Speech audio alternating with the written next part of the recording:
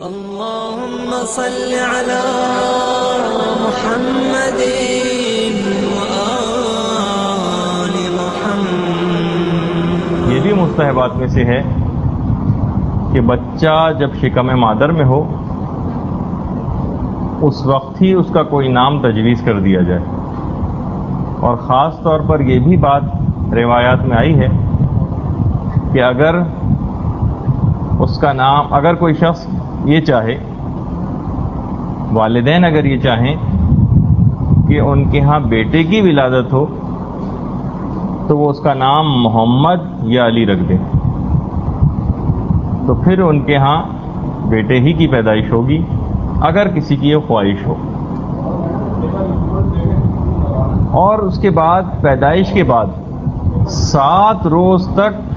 وہ نام برقرار رکھا جائے، اور اس کے بعد پھر اس کو تبدیل بھی کر سکتے ہیں۔ اور یہاں تک رسول کی حدیث ملتی ہے کہ اگر کسی شخص کے 4 بیٹے ہوں اور ان میں سے کسی ایک کا نام بھی محمد نہ رکھا اس نے تو اس نے مجھ پر ظلم کیا۔ تو بہرحال یہ بھی مستحبات میں سے ایک ہے۔ اگلا مستحب یہ ہے کہ عورت زیادہ تر باوضو رہے، کوشش یہ کرے کہ اس کے زیادہ تر اوقات طہارت کے عالم میں گزرے، اس سے بچے پر بہت زیادہ بہترین روحانی اثرات مرتب ہوں گے۔ اگلا مستحب یہ ہے کہ عورت زیادہ سے زیادہ تلاوت قرآن کی طرف متوجہ رہے، تلاوت قرآن کی طرف متوجہ رہے۔ اچھا دیکھیے، اس کے بعد اگلا مستحب، عورت اپنی اس ذمہ داری کا بہت زیادہ احساس کرے۔ ظاہر ہے کہ اب ایک نسل چلے گی اور قیامت تک اس سے مزید نسلیں چلتی رہیں گی، تو اس عورت کی کتنی بھاری ذمہ داری اس کے سر پر آن پڑی ہے کہ اللہ نے اس کو اس قابل سمجھا کہ اتنی بڑی ذمہ داری اس کے سپرد کی۔ اچھا دیکھیے، بہت ساری روایت ایسی بھی ملتی ہیں کہ جس کے اندر اس کا ذمہ داری کا احساس دلایا گیا ہے۔ پھر اگلی ذمہ داری جو ایک عورت کی ہے اور مستحبات میں سے ہے وہ یہ ہے کہ عورت یا حاملہ اپنی بری عادتوں کو ختم کرنے کی کوشش کرے، کیونکہ یہ ساری کی ساری بری عادتیں اس کے بچے میں ٹرانسفر ہوں۔ اگر عورت کینہ پرور ہے تو یہ کینہ بچے کے اندر جائے گا، عورت اگر حاسدہ ہے تو یہ حسد کی بیماری بچے کے اندر جائے گی۔ جس طریقے سے جسمانی بیماریاں عورتوں کی بچوں کے اندر جاتی ہیں، بلڈ پریشر ہے، ڈائبٹیز میلائٹس ہے، بہت سارے وائرس انفیکشنز ہیں جو ماں سے بچے میں جاتے ہیں، اسی طریقے سے روحانی بیماریاں بھی بچے کے اندر جاتی ہیں۔ ماں اگر عادی ہے گانوں کی، فلموں کی، تو بہت مشکل ہے کہ بچہ اس سے محفوظ رہ سکے۔ تو بری عادتوں کو اپنے اوپر سے، اپنے اندر سے ہٹانا پڑے گا۔ اچھا، اس میں ایک غلطی جو خاص طور پر ہوتی ہے، تقریباً ہم نے تو زیادہ تر حاملہ عورتوں کو اس میں بحیثیت ڈاکٹر بھی مبتلا ہوتے دیکھا ہے کہ مثلا رمضان آیا تو وہ کہتی ہیں کہ بھئی حاملہ عورت یا مثلا جو لیکٹیٹنگ مدرس ہیں، دودھ پلانے والی، ان کے اوپر سے تو روزہ معاف۔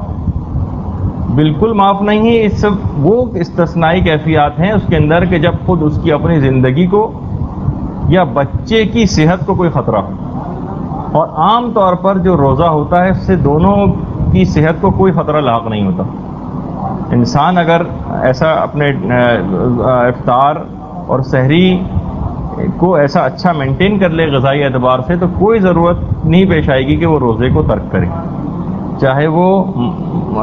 دودھ پلانے والی عورت ہو یا چاہے وہ حاملہ عورت ہو۔ تو اس میں بہت زیادہ کہ بس جس میں جیسی ہی وہ عورتیں مبتلا ہوئیں اور فوری طور پر وہ یہ سمجھ لیتی ہیں کہ اب تو ہم پر سے روزہ ساقط ہو گیا۔ اچھا، اب دیکھیے، یہ جو ذمہ داریوں کے حوالے سے بھی اکثر علماء نے لکھا ہے کہ اب عورتوں کی زیادہ انٹینشنز جناب تعلیم کے اندر ہو گئی ہیں اور ہونی بھی چاہیے چلیں، لیکن مختلف عہدوں کو حاصل کرنا مختلف وزارتوں کو حاصل کرنا، میدان سیاست میں آنا، اور ٹھیک ہے وہ سب چیزیں اپنے مقام پر ساری چیزیں جائز ہیں اگر اس کے اندر شریعت کی کوئی خلاف ورزی نہیں ہو رہی، لیکن یہ جتنے بھی یہ سب عہدے ہیں، چاہے وہ وزارت ہو، وزارت عظمیٰ ہو، وکالت ہو، ڈاکٹری ہو یا دیگر شعبے، یہ سارے مقام اور مرتبے مقام مادری سے بہت کم ہیں اگر عورت اپنی ذمہ داری کا احساس کرے۔ اچھا اب دیکھیے عورت کو کیا کرنا ہے، ایک صالح نسل تیار کرنی، اس کی ذمہ داری اس قدر بڑی ہے اگر وہ احساس کرے کہ اسے امام زمانہ کے سپاہی پیدا کرنے۔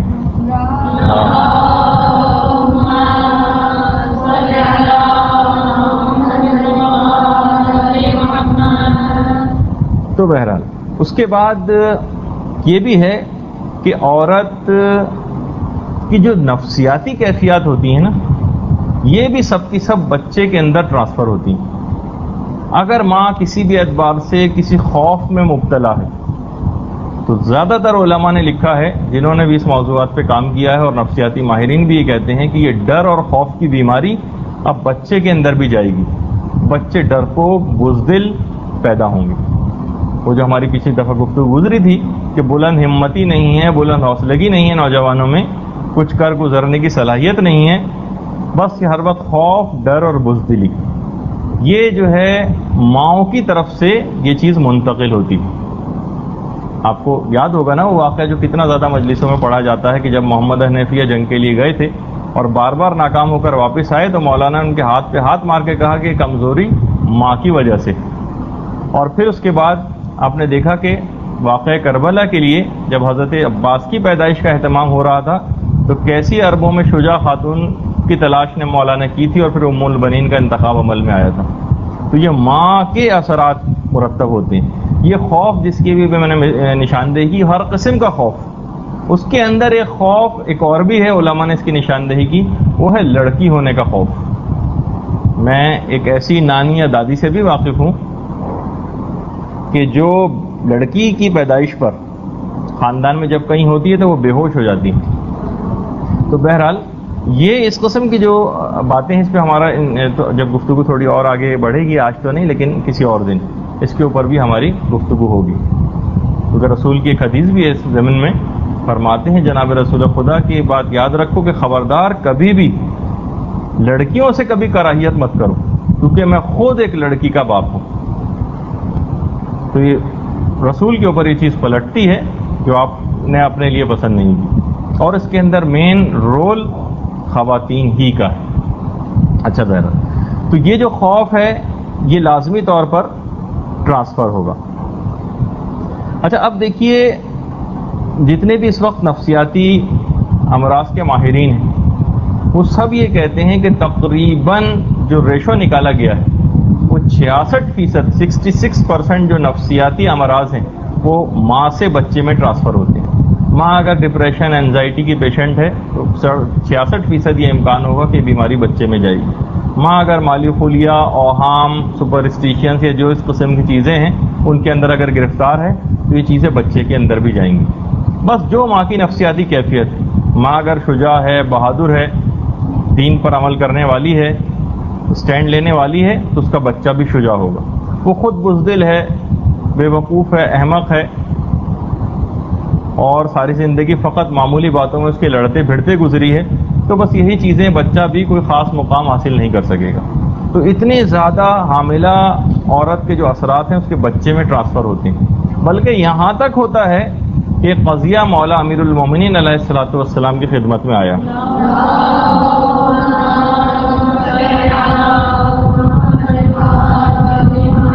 وہ قضیہ یہ تھا کہ ایک سفید فام عورت، اس نے ایک سیاہ فام بچے کو جنم دیا، اور ظاہر ہے کہ عربوں میں بھی تھا اور آج بھی کہ مثلا اگر کسی سفید فام عورت کی نیگرو بچہ مثلا پیدا ہو تو اس پہ تو فوری طور پر الزام لگ جائے گا، اور اس عورت پر بھی لگا۔ بہرحال جب وہ کیس مولا کے پاس آیا تو مولا نے کہا کہ یہ بات بتاؤ، عورت سے بات پوچھی گئی کہ تمہارے کمرے میں کسی سیاہ فام شخص کی تو کوئی تصویر نہیں ہے، تصویر یا کوئی مجسمہ؟ اس نے کہا ایک سیاہ فام غلام کی تصویر میرے کمرے کے اندر لگی ہوئی. تو مولانا نے کہا یہ عورت بالکل بے گناہ ہے، اور اس تصویر کو دیکھنے کی وجہ سے بار بار اس کی بچے کی شکل بھی اس کے اوپر ہو گئی. تو بعض اوقات اچھا گھروں میں عام طور پر رائج بھی ہے، جیسے جہاں یہ کیفیت ہوتی ہے اور بچے کی پیدائش قریب ہوتی ہے، وہاں چھوٹے اچھے بچوں کی تصویریں لگا دی جاتی ہیں. تو اب یہ آپ کو دیکھنا ہے بہرحال کہ یعنی دیکھیے سراؤنڈنگ سے کتنے زیادہ اثرات کہ اس بچے کی شکل، ماں نے کسی تصویر کو دیکھا اور اس کی شکل بالکل ویسی ہو گئی. تو بہرحال اس کے علاوہ اثرات صرف آپ کو بتانے ہیں، کیونکہ ابھی ہم حاملہ کے جو مستحبات بیان کر رہے ہیں اس کے اندر یہ بات آتی. ایک ہمارے ایک عالم گزرے ہیں شیخ فضل اللہ نوری، بہت بڑے عالم تھے اور مجاہد بھی تھے، ظالموں کے خلاف جہاد کر رہے تھے. تو قید کر دیے گئے. قید خانے میں کسی نے ان کو یہ اطلاع پہنچائی کہ خود آپ کا اپنا سگا بیٹا آپ کے مشن کے خلاف کام کر رہا ہے. خود آپ کا اپنا سگا بیٹا آپ کے مشن کے خلاف کام کر رہا ہے.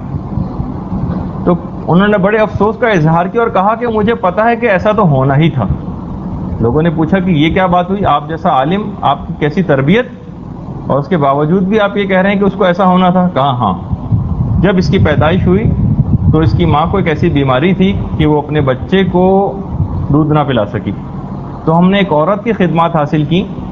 اس نے اس کو کافی عرصے دودھ پلایا. بعد میں پتہ چلا کہ وہ عورت کردار کے اعتبار سے بھی اچھی نہ تھی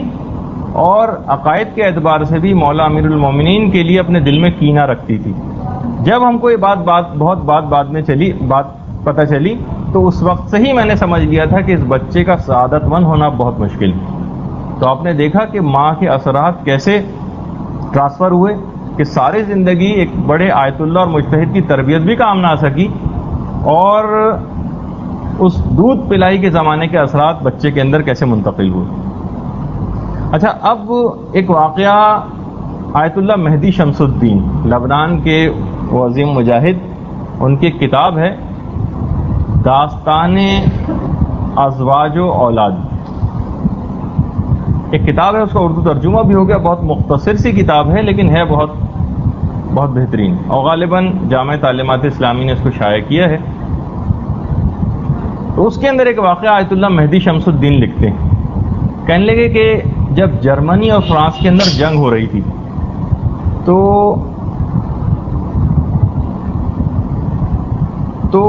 فرانسیسی ایک عورت کا اس زمانے میں ایک ہاسپٹل کے اندر آپریشن ہو رہا تھا. بے ہوش تھی اور دماغ کا آپریشن ہو رہا تھا. نامعلوم اس بے ہوشی کے دوران، اب دیکھیے آیت اللہ مہدی شمس الدین اور ایسی چیزیں ہماری میڈیکل سائنس کے اندر کوئی قابل تعجب باتیں نہیں، ایک ایسا کوئی اسکیلیپل یا نشتر اس کے دماغ کے کسی ایسے پارٹ کے اوپر لگا کہ دوران بے ہوشی ہی اس نے ایک جرمن قومی نغمہ گانا شروع کر دیا. سب لوگ انتہائی حیران. بہرحال اس کا کسی بھی اعتبار سے آپریشن انہوں نے کر کے کمپلیٹ کیا، اور بعد میں پتہ چلا کہ تو فرانسیسی عورت تھی، اس کو جرمن زبان آتی ہے یا نہیں آتی. بعد میں پتہ چلا کہ اس کو جرمن زبان سے دور دور کا واسطہ نہیں، لیکن جب اس عورت کی اپنی پیدائش قریب تھی تو اس زمانے میں ہر طرف جرمن فوجیوں کے قومی نغمے گونجا کرتے تھے. تو اس کے اثرات اس حد تک ہوئے کہ دوران آپریشن جب اس کے دماغ پر وہ چیز ٹکرائی تو اس بے ہوشی کے عالم میں اس نے جرمن قومی نغمہ پڑھا، جو کہ اس نے دوران حمل جب اس کی ماں کو تھا اور وہ پیٹے میں شکم مادر میں تھی اس وقت کہ اس کے اوپر اثرات مرتب ہوئے. تو آپ نے یہ دیکھا کہ کس حد تک اس کے اثرات ہوتے ہیں. بڑے بڑے علماء،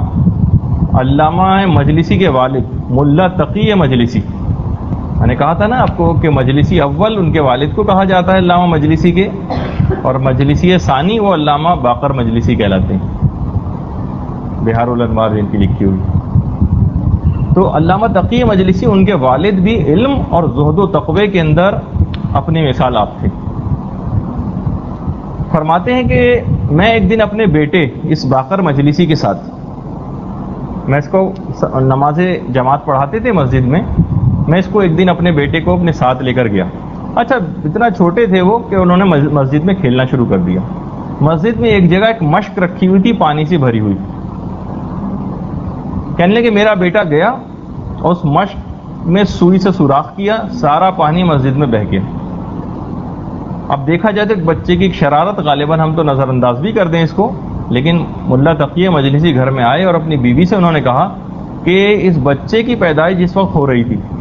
اس کا اہتمام تھا، اس وقت تو ہم نے اتنی زیادہ احتیاطوں پر عمل کیا کہ مجھے سمجھ نہیں آیا کہ بچے نے یہ نقصان مسجد کی مشق کو کیسے پہنچایا کہ جبکہ ہم نے کوئی گناہ نہیں کیا اور ہم نے اتنی زیادہ احتیاط کی کہ کوئی بری بات اس بچے کے اندر منتقل نہ ہونے پائے۔ تم سوچو، اپنی بیوی سے انہوں نے کہا، تم سوچو کہ آخر اس بچے نے ایسی حرکت کیوں کی۔ بیوی نے بہت دیر ان کی سوچ و بچار کی، علامہ مجلسی کی والدہ نے، اور کہا کہ ایک بات میری سمجھ میں آئی، میں ایک دفعہ جب حاملہ تھی اور یہ باقر مجلسی میرے پیٹ میں تھا تو میں پڑوس کی ایک عورت کے گھر گئی، اس کے گھر میں ایک انار کا ایک درخت تھا جس میں انار لگے ہوئے تھے،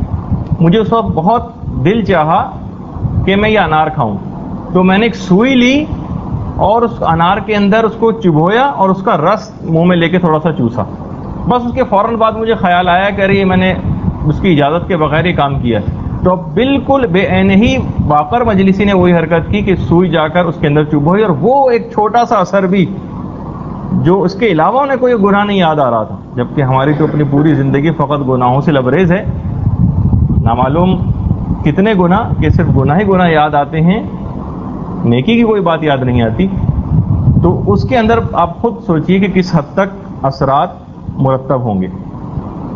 یہاں تک دیکھیں اتنی چھوٹی باتوں کا خیال رکھنا پڑے گا، اور یہ سب چھوٹی چھوٹی باتیں ممبر کے اوپر جناب رسول خدا اور ائمہ اطہار بھی ارشاد فرماتے تھے، اور یہاں یہ موقع اگر نہیں ہوگا تو پھر یہ موقع کب آئے گا؟ اس میں غیر ضروری شرم و حیا اور اس کا کوئی موقع نہیں۔ یہاں تک ملتا ہے روایات کے اندر کہ خلوت کے مقامات پر بھی شوہر و بیوی کے کسی اور بچہ جو ان کی ظاہر کئی بچے کسی شخص کے ہو سکتے ہیں وہ بھی اس مقام پر موجود نہ ہو، کیونکہ روایات میں آیا ہے کہ اگر وہ اس مقام پر موجود ہوا تو ضرور بے ضرور یہ بچہ بڑا ہو کر زانی بنے گا۔ تو اب دیکھیے کس حد تک کتنی چھوٹی چھوٹی سی یہ باتیں ہیں، لیکن اس کے اثرات یا یہاں تک ملتا ہے کہ بہت سارے بچے جو مینٹلی ریٹارڈیڈ، ذہنی طور پر معذور بھی جو پیدا ہوتے ہیں، اس کی ایک وجہ بتائی گئی ہے، وہ یہ ہے کہ دوران خلوت کسی نامحرم کا مثلاً کسی اور نامحرم کا تصور کیا جائے، تو دماغ کے اس گوشے میں خیال کا آ جانا بھی بچے کو معذور بنا دے گا ہمیشہ کے لیے۔ تو کس حد تک اس کے اثرات ہوتے ہیں؟ دیکھیے ہر چیزوں کے اثرات ہوتے ہیں۔ اکثر لوگ پوچھتے ہیں کہ بھیا قمر در اقرب سے کیا فرق پڑ رہا ہے؟ دیکھیے کائنات کی ہر چیز دوسرے چیز کے اوپر اثر انداز ہے۔ آپ نے دیکھا ہے کہ جب 14ویں کی رات ہوتی ہے تو سمندروں میں کیسے جوار بھاٹے اٹھتے ہیں اور کس حد تک کیسے پانی شور مچاتا ہے، یعنی کائنات کی ہر چیز دوسرے پر اثر ڈالتی ہے۔ اچھا اب ایک لوگ یہ سوال کرتے ہیں کہ بھائی یہ غلطی کی تھی ماں نے، بیماری ہے ماں کو، سوئی چوبئی مثلاً علامہ باقر مجلسی کی ماں نے، اس میں بچے کا کیا قصور؟ وہ کیوں خراب ہو گیا؟ وہ تو بیچارہ مجبور اور معذور ہے اس مسئلے میں، اس پر تو یہ اثرات مرتب نہیں ہونے چاہیے تھے۔ تو یہ بات دیکھیے یاد رکھیے کہ غلطی یہ دنیا ہے، اس میں اگر کوئی غلطی سے کسی کو نقصان بھی پہنچائے تو اس کو نقصان تو بھگتنا پڑے گا۔ مثلا اگر کوئی شخص کسی کی اٹھا کر پتھر مار دے کسی کی آنکھ پہ تو اس کی آنکھ تو پھوٹے گی نا۔ اب دیکھا جائے تو اس شخص کی آنکھ کیوں پھوٹی، اس کا تو کوئی قصور ہی نہیں ہے، بھائی وہ تو چلتا ہوا جا رہا تھا، تو کوئی بات نہیں۔ دیکھیے دنیا اسی کا نام ہے، تو اگر کوئی شخص کسی اور کی وجہ سے بھی نقصان کے اندر مبتلا ہو سکتا ہے، تو بہرحال کوشش یہ کریں کہ نقصان اپنی اولاد تک منتقل نہ ہونے پائے جو کہ ہم اپنی زندگیوں میں اٹھا چکے۔ اللہ جل اللہ جل یا مولا اللہ جل اللہ جل اللہ جل اللہ جل ماسٹر اللہ جل اللہ جل اللہ جل یا صاحب السماء اللہ جل